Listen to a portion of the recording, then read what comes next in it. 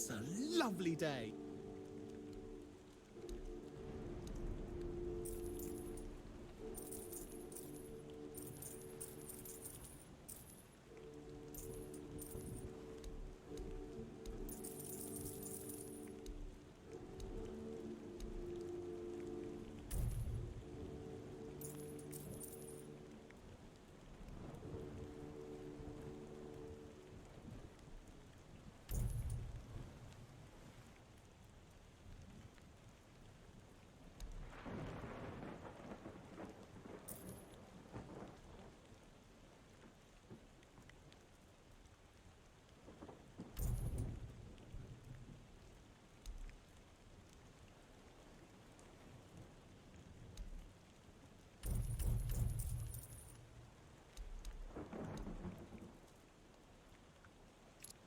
Done already?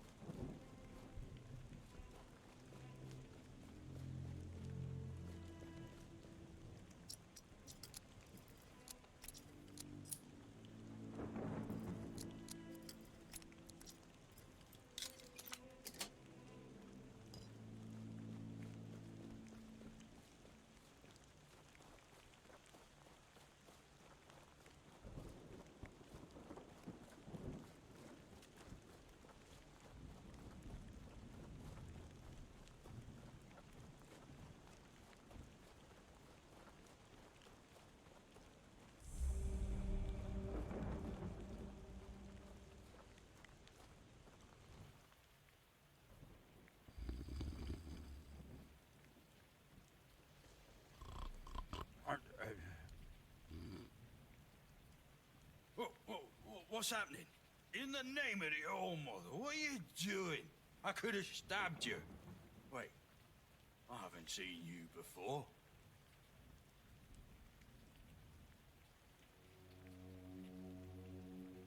Not. I'm not. I could have sliced you up like a fish? No. Like a potato. But I didn't, did I? All right, true. Why didn't you, eh? You could have killed me. So you're not one of them bandits, then? Who are you, huh? Oh, this pin. I can't say I see it very clearly right now. But it looks important. Very official. But I remember Fergus said something about this. These emblems once. Oh, yes, I remember now. I welcome thee, ye royal person, on behalf of the keepers. You are a great friend to our own. Welcome. Please speak with Fergus. He's our quartermaster. He runs things round here in the captain's absence.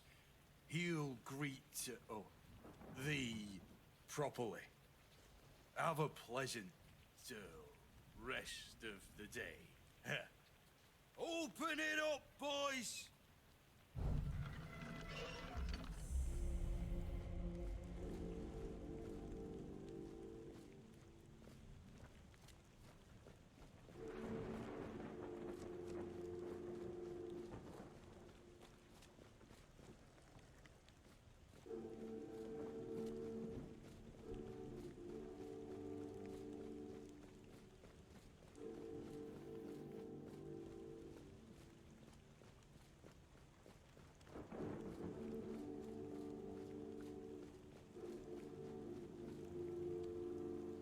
Good to see you again. The pledge today was very interesting, wasn't it? The certainty in Quartermaster Aimer's voice. Beautiful. Makes one eager to start work.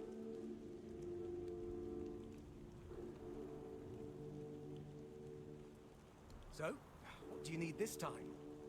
The pass again? Are we planning a trip to the Stale Lamb?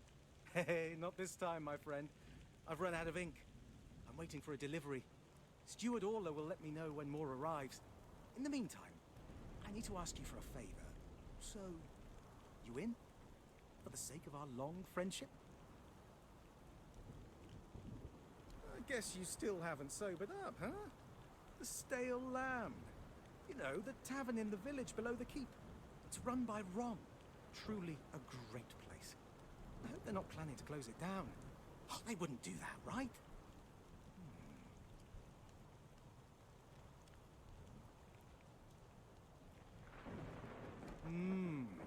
Just as we agreed. I appreciate that you remember. Holding one's tongue is the key to success. Keep it up.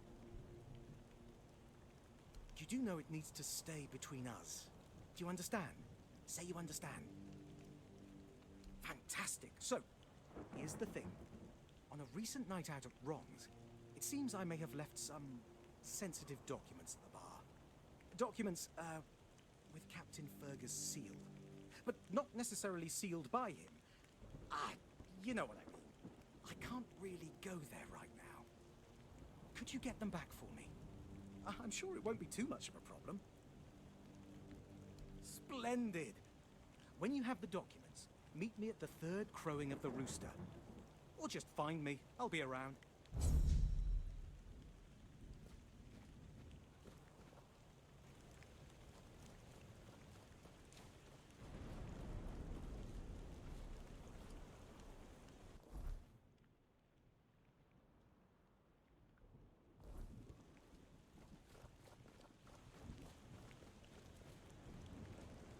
Hey. Hello. Are you also wondering why the heck we need them? Lighthouses. Why the hell are Dara and his workers pushing so hard to build the second one? Is one not enough? Is it because one is less than two and less is worse? I mean, two lighthouses next to each other are almost the same as one, and ships don't even sail this way anymore. Two taverns, of course. One to drink in, and the second for when you're already drunk. Ah! Well, not much going on here, as you can see.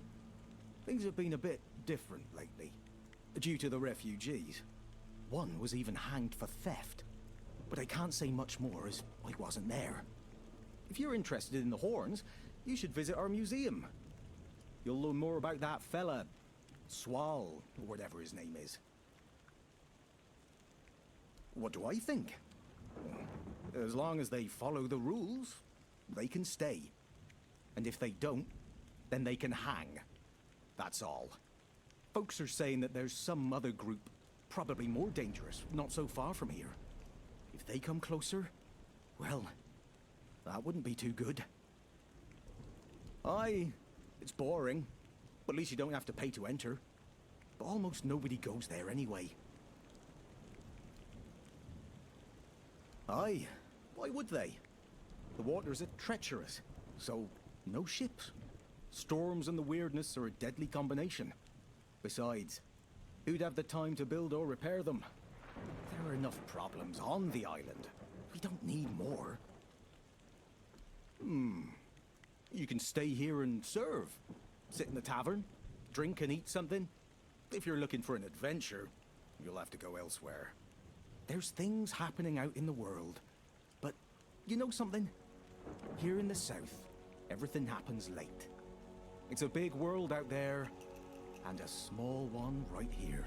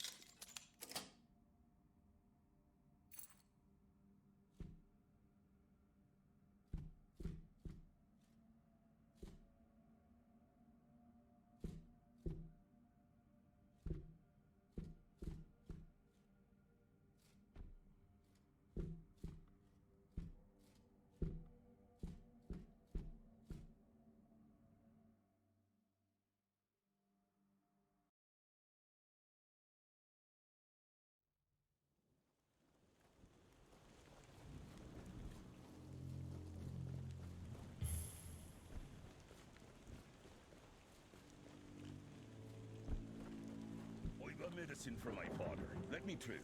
Sure. Show me the pass and you can go. Damn it, Tiernan. I don't have time for this. I understand, but I can't let you through without a pass. Ask the captain to give you one. Bloody hell, Tiernan. The captain's busy, and this is a matter of life and death. Come on, be a human here. Not without a pass. I've got my orders. What a nonce! Screw you, Tiernan! Who's there? Oh, you're my new worker. You don't look like one. And with arms like these, you couldn't even lift the tiniest of rocks. Burgess set you up for this. He did, didn't he? What a prick! When that Egypt gets an order, he's like a priest who stumbled upon an orgy. He's got a stick up his ass. Nothing gets through to him. Yeah, he used to serve, too. He was the builder before me. Now he's just an old fart angry at the world. But a father is a father, right? We may hate each other, but as long as I can help him, I will. Hence, the medicine. Looks like it. Not that he'll ever admit it. Stubborn bastard. Our healer doesn't know what to do with him. Hey, you're heading to the village, right? Tiernan should let you in. Take this medicine to my father, will you? Goban is a loud man. You shouldn't have trouble finding him. I can't promise that talking to him will be any fun. Come to me afterwards. And you, Tiernan, can eat a dick.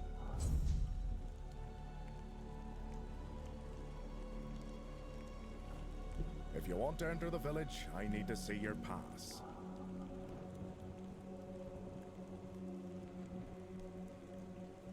Nice of you to ask. I'm Tiernan. I check passes to make sure that only authorized folks get through. I'm keeping order. And since I'm doing it right, some people think I'm here to make their lives harder. But I'm happy when everyone can have some peace and quiet. Me and the quartermaster, we've got a good system going. He tells me what to do, I do it, and everyone's happy. What isn't happening? The captain made us take in northern refugees. That soured everyone's mood. People are anxious now and constantly at each other's throats for no reason. A while ago, old Tagden picked a fight with one of the new guys. The guards had to split them up before they killed each other. But it's not like we only get the ragged and the desperate. We also have some highborn visitors. The old lady Elaine and young Elisa with her husband. What else? Oh, old Goban's health took a turn for the worst, so his son's worried. They've been at each other's throats for years, but now that the father's sick, the son's grown a conscience. Well, that's pretty much how it goes around here. Goban is the old builder. He used to be the chief builder, but he got old and the title went to his son. He's not doing so well lately. His hands shake all the time, his skin has turned all yellow, and he keeps puking his guts out. Our physician has no idea what's wrong with him. The old man's treating himself like he always has, with booze. So I don't think he'll be getting better anytime soon. A while ago, a group of those poor sods came here because... I'm not sure. I guess their village burned down. The villagers are worried about thievery, or that the refugees might have brought some kind of plague with them. Some are mistrustful, but it's no wonder, is it? Others, well, you know how it is. More people means less space and less comfort. Anyway, I don't have a problem with them. As long as they stick to our rules, I'm sure we can live together peacefully. I'd like to. But I have an order from the captain not to let anyone through without a pass. Not after what happened to Corbin. 3 years ago, he was the one checking passes. And there was a guy called Fat Thorben who was a raging son of a bitch. He was forced into retirement, and he didn't like that one bit. The only reason he didn't get thrown in jail was his age. One day he got sloshed and forced Corbin to let him through. Then he charged at the captain with a sword. but was stopped by some keepers. Unfortunately, one of them was stabbed. Her lad bled out. He was so guilt-ridden about the fellow who died that he hung himself using his own belt. And since that day, nobody gets through without a pass. Maybe, but I don't want to dwell on it anymore.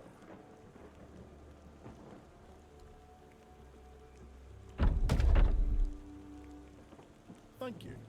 You can go. I only know I'm to let through anyone who shows me one of those, so I'm guessing it's a serious piece of metal. The quartermaster didn't look like he was in the mood to explain any details, as usual.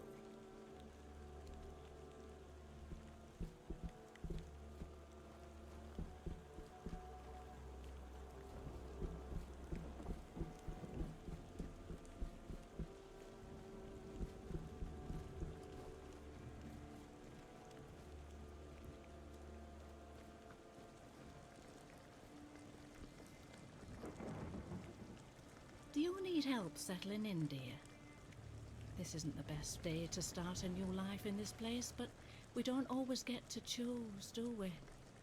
What a nasty business with that boy. I'm almost glad my Morris isn't here for this. He's such a bleeding heart. You know where Morris is? Is he all right? Is he safe? Oh, thank the All-Mother. As long as he lives, nothing else matters. Do you know how to get there? Just let me pack my sack, and I'll be on my way. But that's not possible. The guard already told us he's never going to let him in. He wouldn't even let us explain. Just took one look at his brand. He even called Morris a filthy bandit and told him he was lucky not to be killed on the spot. Oh, I'm not sure, love. I don't move around too much. I only saw that young man already hanging and his young widow crying her heart out. And they were such a lovely young couple too. They reminded me of Morris and me when we were their age. I'm sorry, dear. I hope I didn't offend you. I'm still not used to all this. You see, I was born in Little Grove and thought I would live out the rest of my life there, working in the orchards in the mornings and drinking warm cider with my beloved in the evenings. We never wanted to see the world. I guess sometimes the world doesn't give us a choice, does it? That's what people say, but I never agreed. I weathered many storms with my Morris, coming out stronger each time. Avalon taught us to cherish the little joys of... Little Grove was raided by bandits, a local gang that had been terrorizing the area for months, growing in numbers with each raid.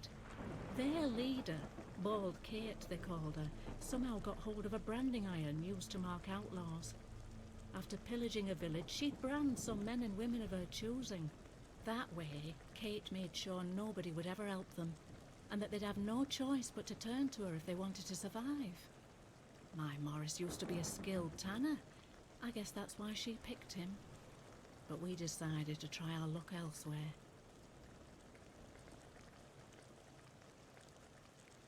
I know who would do that. The only Camelot authorities we saw in Little Grove were tax collectors once a year. Other than that, not a uniform in sight since I was a little girl. It is, isn't it? Kate is nothing if not resourceful. It's a shame she doesn't put that talent into helping people instead of hurting them.